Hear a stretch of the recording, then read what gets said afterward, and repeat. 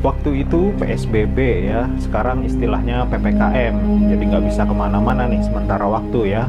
Buat kalian semua yang lagi nonton video ini, semoga masih pada sehat walafiat ya. Oke, langsung aja, ini dia Untold Story bagian yang ketiga. Push.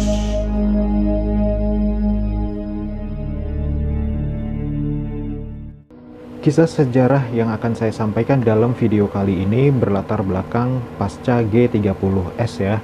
Nah, memang tidak bisa kita pungkiri bahwa PKI kekuatannya semakin besar semenjak Presiden Soekarno menerapkan sistem demokrasi terpimpin ya, tahun 1957 sampai tahun 1965. Karena pada saat itu Pak Soekarno ingin menyeimbangkan kekuatan politik, karena PKI waktu itu punya massa yang begitu besar sehingga akhirnya Pak Soekarno merangkul partai politik yang sudah terlarang di zaman sekarang ini untuk menyeimbangkan kekuatan itu ya. Jadi di sini seolah-olah Pak Soekarno itu cenderung mendukung komunis ya, walaupun sebenarnya Pak Soekarno bukan komunis. Alangkah baiknya kita harus mengenal secara singkat dulu nih siapa sih sosok Bapak Hartono ini ya. Pak Hartono ini adalah seorang pria kelahiran Solo, Jawa Tengah. Ketika itu beliau menempuh pendidikan di Sekolah Tinggi Pelayaran di Kota Tegal ya pada saat itu. Dan setelah lulus dari sekolah pelayaran itu, Pak Hartono berhasil mendapatkan pangkat pertamanya, yaitu dengan menyandang pangkat letnan ya. Nah, seiring berjalannya waktu, beliau terus berkarir sebagai seorang marinir ya pada saat itu. Dan akhirnya singkat cerita nih, Pak Hartono berhasil menyandang pangkat jenderal ya pada saat itu dan berhasil mendapatkan jabatan yang cukup mentereng ya pada saat itu, yaitu Panglima KKO. Nah, KKO ini kalau zaman sekarang kita kenal dengan marinir ya. Sekarang kita masuk kepada inti dari kisah sejarah yang disampaikan dalam video ini ya. Jadi begini, pada pasca gerakan 30 September ini, banyak pihak yang menuduh Pak Soekarno ini terlibat ya dalam G30S. Artinya Pak Soekarno ini ibaratnya apa ya, aktor intelektualnya lah pada gerakan 30 September itu. Nah, karena banyak yang menuduh Pak Soekarno terlibat, akhirnya Pak Soekarno merasa tidak aman lagi pada saat itu ya. Terlebih banyak tekanan dari pihak Angkatan Darat terutama supaya atau menginginkan Pak Soekarno ini berhentilah dari jabatan presiden pada saat itu. Nah, menurut Pak Abdul Haris Nasution dalam bukunya, pada tanggal 10 Maret 1966 dikabarkan Pak Soekarno mendatangi markas marinir bersama 3 orang Perdana Menterinya, Pak Khairul Saleh, Pak Subandrio, dan Pak Yohanes Leimena untuk bertemu dengan Pak Hartono pada saat itu. Nah, dikabarkan juga masih di dalam bukunya Pak Haris Nasution ya, Pak Soekarno bertanya pada Pak Hartono, sanggupkah kalau KKO menghadapi RPKAD atau Kopassus ya? Nah, Pak Hartono bilang, tapi menurut pengawal setia Pak Soekarno dari Resimen Cakrabirawa, Bapak Mangil ya, pada saat itu memang Pak Soekarno mendatangi markas marinir yang ada di Cilandak tanggal 10 Maret 1966, tapi bukan siang hari, melainkan malam hari. Dan kebetulan Pak Hartono pada malam itu tidak ada di tempat. Singkat cerita, setelah rombongan Pak Soekarno mendatangi markas marinir yang di Cilandak, Pak Soekarno dan rombongannya bergegas pergi ke arah Istana Bogor ya pada saat itu. Dan dikabarkan di sini Pak Soekarno dan rombongannya mendapat tambahan 1 regu lagi ya dari markas marinir itu ya untuk menuju ke Istana Bogor. Perlu digarisbawahi, Pak Hartono ini memang sejak awal atau sejak lama dikenal sebagai loyalisnya Pak Soekarno. Terlebih pada sekitar tahun 1960-an, kekuatan KKO atau kekuatan marinir pada saat itu memang diperkuat atau diperbesar kekuatannya oleh Pak Soekarno ya pada saat itu. Jadi rasa setia itu atau rasa loyalitasnya terhadap Pak Soekarno ini dari Pak Hartono kepada Pak Karno ini makin besar ya. Dalam masa-masa sulit Pak Soekarno pasca gerakan 30 September, Pak Soekarno ini sebenarnya sadar ya bahwa secara umum para petinggi Angkatan Darat sudah tidak mendukungnya lagi untuk meneruskan jabatan sebagai presiden.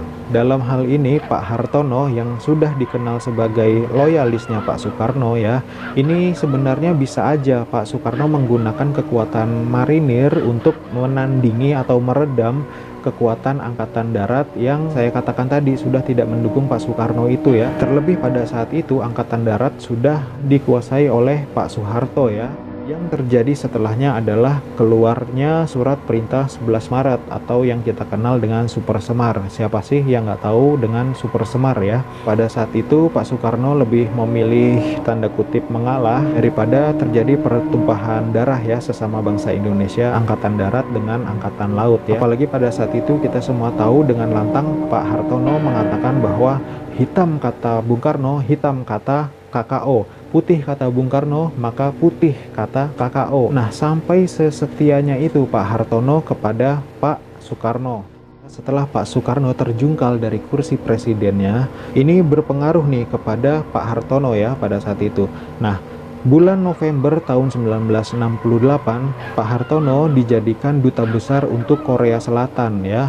Nyindir alus, seperti yang kita tahu Korea Selatan itu kan negara komunis ya. Istilahnya di sini bisa kita katakan bahwa Pak Hartono ini ditendang ke atas ya untuk menjabat sebagai duta besar Korea Utara. Setelah Pak Soekarno wafat tanggal 21 Juni 1970, disinilah awal petaka itu dimulai. Ada pemanggilan untuk Pak Hartono pulang ke Indonesia ya. Pak Hartono dengan istrinya sempat berdebat nih ya tentang perihal pemanggilan itu, karena istri dari Pak Hartono ini merasakan ada perasaan yang janggal ya, sesuatu yang nggak beres tentang pemanggilan itu. Sebenarnya Pak Hartono ini juga merasakan hal yang sama ya. Nah, untuk istrinya Pak Hartono ini merasakan ada firasat bahwa suaminya ini akan dipenjara atau ditahan ya. Terlebih pada saat itu ada operasi ikan paus yang dilakukan oleh Angkatan Laut untuk membersihkan anggota Angkatan Laut yang terindikasi terlibat PKI atau terpapar dengan paham komunis. Nah, karena hal struktur organisasi itu ya, mau nggak mau Pak Hartono pulang ke Indonesia untuk memenuhi panggilan itu. Di sini Pak Hartono ini pulang duluan nih ceritanya ya, istri dan anaknya masih di Pyongyang, Korea Utara. Setelah pemanggilan itu beberapa waktu kan Pak Hartono kembali tinggal di Indonesia ya pada saat itu. Nah, pada tanggal 6 Januari 1971 Pak Hartono ditemukan wafat dengan luka tembak di kepalanya, dan ada beberapa orang saksi mata atau ada salah seorang saksi mata yang melihat malam harinya ada tamu yang datang ke rumah Pak Hartono nih pada malam itu ya. Nah, saya berasumsi di sini bahwa tamu yang datang ke rumah Pak Hartono itulah si eksekutor Pak Hartono ya. Karena menurut saksi mata memang tidak ada lagi orang yang datang ke rumah Pak Hartono setelah si tamu yang misterius itu datang bertamu ke rumah Pak Hartono.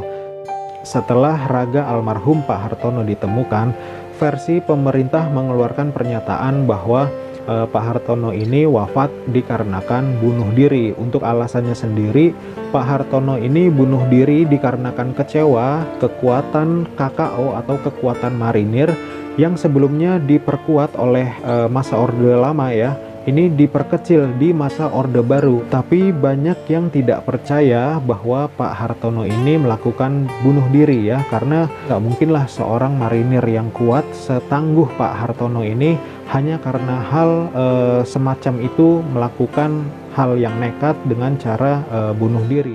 Ada kejanggalan-kejanggalan lainnya ya setelah Pak Hartono ditemukan. Nah, pada saat itu awalnya Pak Hartono ini kan dibawa ke Rumah Sakit Cipto Mangunkusumo dan juga Rumah Sakit Pusat Angkatan Laut. Nah, tiba-tiba kenapa Pak Hartono ini dipindah ke Rumah Sakit Pusat Angkatan Darat atau RSPAD. Dari sini RSPAD ini mengeluarkan pernyataan bahwa Pak Hartono ini wafat karena ada pendarahan di otak. Tapi yang aneh di sini surat kematiannya itu nggak ada ya. Nah, hal inilah yang menjadi teka-teki atau tanda tanya besar sampai saat ini.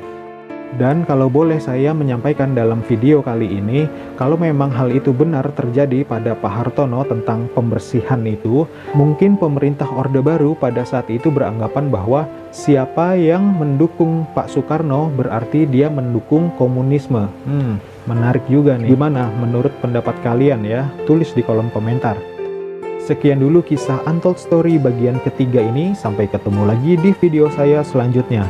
Terima kasih.